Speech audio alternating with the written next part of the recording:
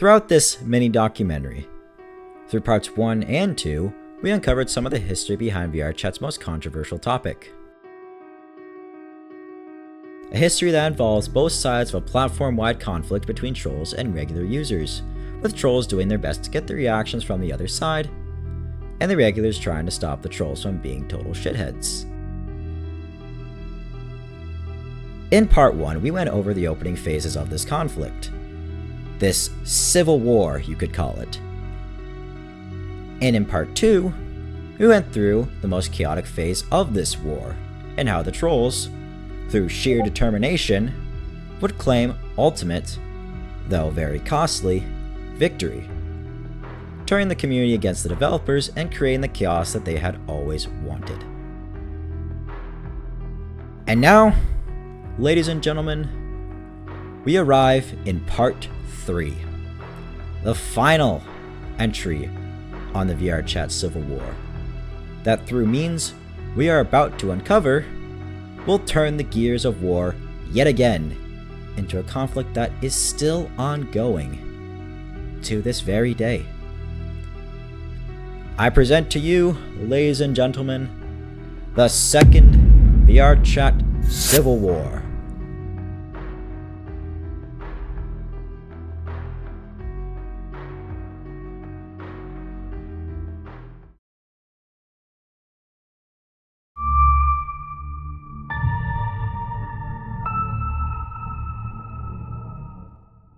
Now, we uncovered this topic in our last entry, so be sure to watch that video for a better understanding of the EAC crisis.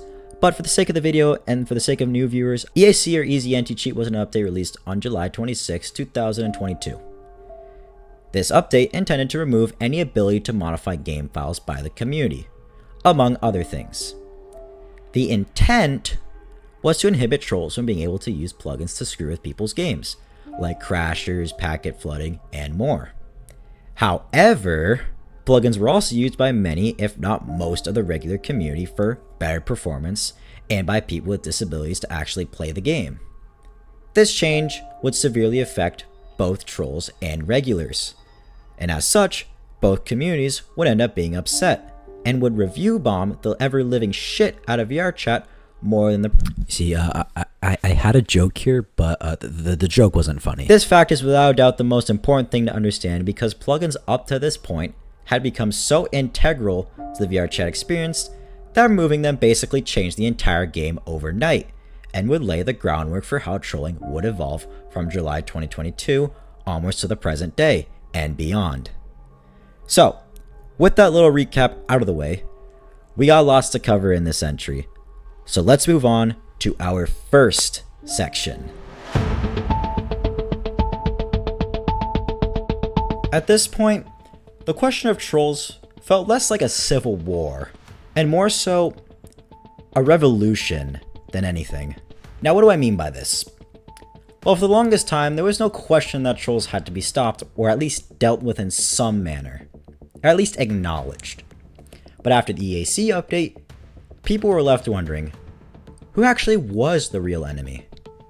Was it the trolls who were, you know, trolling? Which fun, bro? Motherfucker, shut your bitch ass. Or was it the game itself tearing itself and the community apart?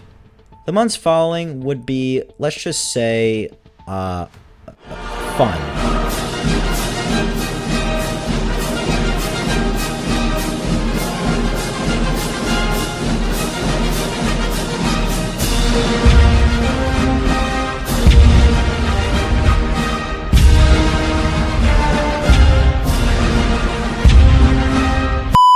Reddit would explode, with everyone calling VRChat out for how poorly EAC was implemented.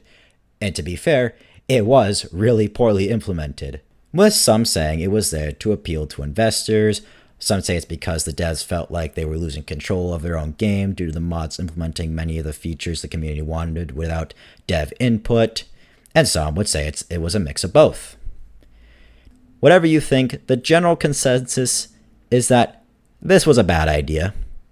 Not only because it punished everyone, even those who did nothing wrong, but also because trolls were never reliant on plugins to begin with, which is something that the developers struggled to understand, evidently enough. So, when plugins were made unusable, people shifted from this to this, something that is still happening to this very day.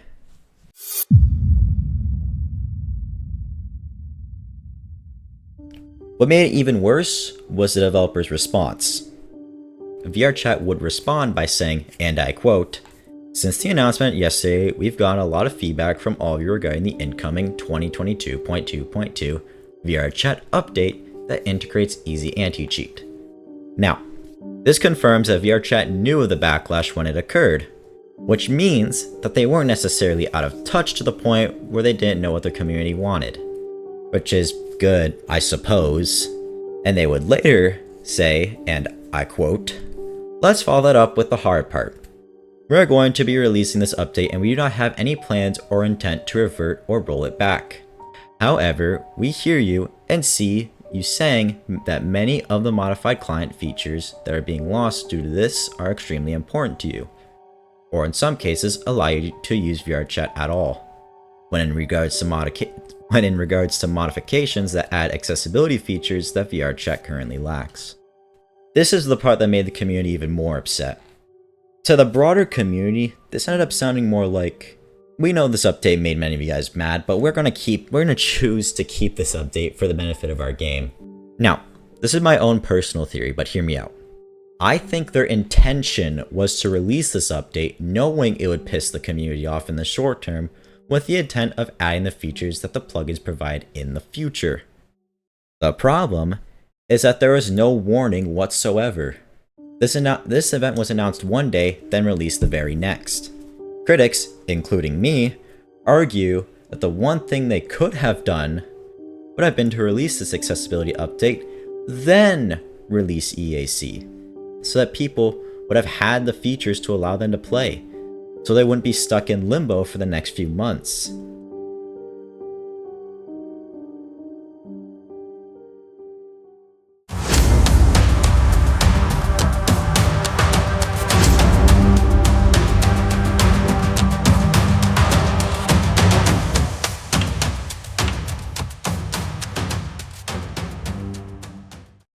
Now, EAC would remove clients, at least most clients, but it would not remove the ability to make offensive avatars or use soundboards, which would turn out to be a big oversight on their part. Now, while it's hard to determine if EAC directly caused a shift directly into methods like these, I don't think it's crazy to say that programs in general that didn't screw around with game files, which is what EAC was designed to prevent, would become the preferred method of trolling going forward. This naturally falls into three main categories. Soundboards, which allow you to play voice changers and sounds directly into your microphone. What's your problem, dude? Oh, what is my problem, dude? Otto, what is my problem? Dude, don't kick me! I can hear you clicking, you fucking bastard! Which once again does not screw with game files, it just is a way that audio is projected. Provocative avatars that are meant to be either offensive, NSFW, or in some other way provocative. And then you have your just standard trolling, like making fun of furries, getting reactions by speaking, or saying whatever you could to get under people's skin. Oh, and let's not forget crashers, which VRChat failed to kill the first time. Nice job, guys. And now, while soundboards and provocative avatars were already visible, after all, we all remember the Ugandan Knuckles fiasco, after EAC, this made it pretty much the easiest form of trolling. From the great painter himself, can't believe I just said that, to Donald Trump, Joe Biden, Diddy, Epstein, or Joseph Stalin, you didn't have to say anything. You could just, be Hitler. Now, if you're actually funny, you had to, wouldn't you guess it, actually talk to people.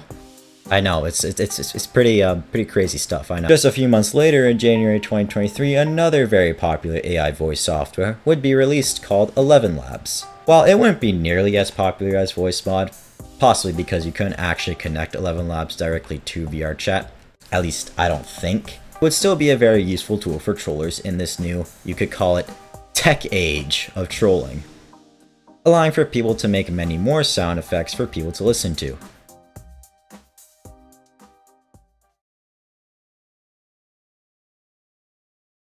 This, in my opinion, is where things start becoming genuinely unhinged. Avatar ripping, in simple terms, is stealing someone else's avatar without their permission, or consent that is. Now, if it was a free avatar that was available to everyone, this wouldn't be as big of a deal. It still would be a very douchebaggy move to do, but there wouldn't be real money involved. But where it started to become a problem was when it was done to avatars that either were custom made for a specific person or group, and if the avatar cost money, thus making it part of the creator's income. The Ripper store is actually far more mysterious than one might think. I actually struggled to find much basic information such as when it was created and who were its founding members. But here's what we do know. The Ripper store was essentially a hub for people who would retrieve stolen or ripped avatars and sell them online, which is highly illegal and violates many copyright laws. Now, I hate how I have to keep going back to EAC, but in the months following EAC, avatar ripping will become much harder. However, it would still be an issue many players would face, because again, trolls, and now criminals, found ways to bypass EAC. This wasn't just bad for creators, but also VRChat themselves, as on November 30th, 2023, VRChat would officially introduce its, quote, creator economy system, officially adding avatars that cost real-world money into the game itself, as well as adding its own digital currency. And with the fear of avatar ripping in full swing at this point, it's very unlikely that the broader community would actually risk spending on assets if trolls and criminals could just find ways to bypass EAC and steal these money-costing assets anyways. Thankfully, around 1 month prior, the Ripper store would officially be shut down. But this, once again, didn't stop the black market avatar trade from persisting for the years to follow.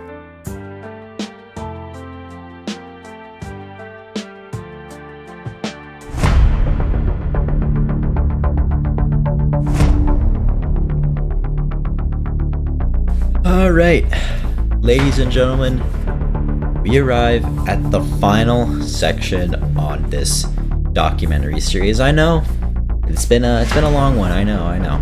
But anyways, much like the creator craze of 2017, VRChat would, once again, see a shift in culture from the creators themselves. Though, to me what's particularly interesting about this wave is that it wasn't so much a group of creators like the early years with like Nags21 and later with Molly, Josh Dub, and Rekid, but instead now it was really just one creator, and that creator being the infamous and rather controversial ProximityChat. Yes, ProximityChat. Now, the ProximityChat account would officially be made on November 14th, 2023, but his first video wouldn't be posted until March 30th, 2024. Now what's crazy is just how quick he managed to make a name for himself. Right now as I'm recording, he has only posted 49 videos, is already at 750,000 subscribers in only 2 years. To me that's like, no matter what you say about ProximityChat, you have to admit that that is really impressive. Though, unsurprisingly, this success would come with lots of controversy, aka the fun stuff. Oh shit, here we go again. Yep.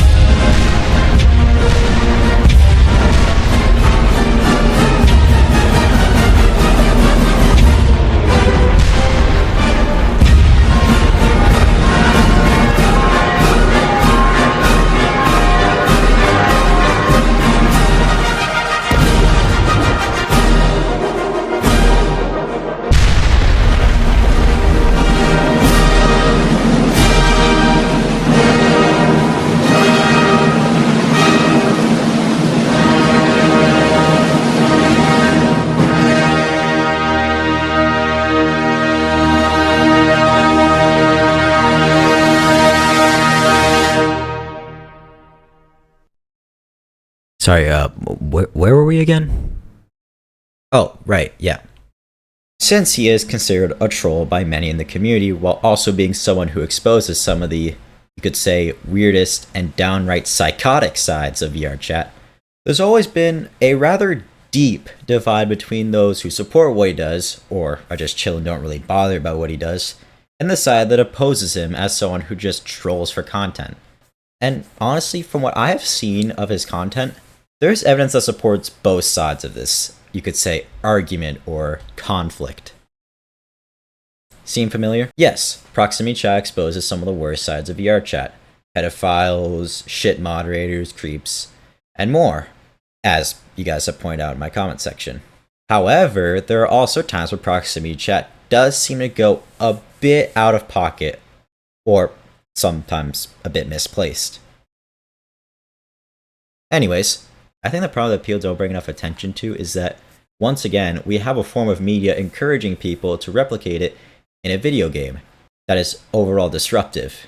Now, we covered this, and this is probably like the 10th time I mention it, but the first time this happened was back in early 2018 with the Ugandan Knuckles era.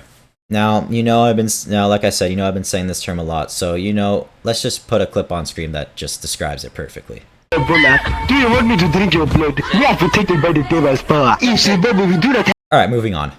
ProximityChat's burst into the scene caused a very similar thing, though with mostly unfunny, though sometimes funny, kids screwing around with voice mod and trying to replicate his voice, to very little success.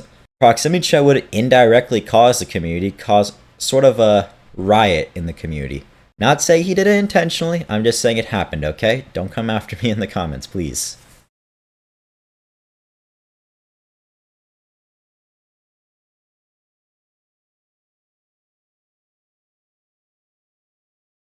So that's it. All of what you just saw brings us to the very end of this documentary. Now, what we have figured out throughout this entire, you could say, mini-series is that on the surface, the term VRChat Civil War seems almost crazy. But, as we all saw throughout this documentary, the signs of infighting, the signs of turmoil between these two sides were all but, you could say, subtle. Now, this wasn't some fight between two minorities. This was a direct conflict between two sides of a multi-dozen thousand player game that occurred over years of constant trolling, changes, and adaptation. And still to this day, the skirmishes between trolls and regulars and moderators never really went away. And to this day, I see that the gears of war are just waiting to be turned yet again. As to me, it's only a matter of time before something causes this whole infighting to start up again. No matter what you say, no matter what you think the future holds, there is one thing that has been made certain. Anytime the trolls rise, action is taken in some form or another. Whether these actions end up being effective, that is always going to be a topic of discussion and rather heated debate in and of itself. I hope you guys enjoyed this mini documentary. If you did, like and subscribe to support the channel. And if you learned something, have feedback, or have a topic you wish for me to cover, please do let me know in the comments section. I'm always down to listen to your ideas. Anyways, that's all I got for you today, and we all hope you have a wonderful rest of your day.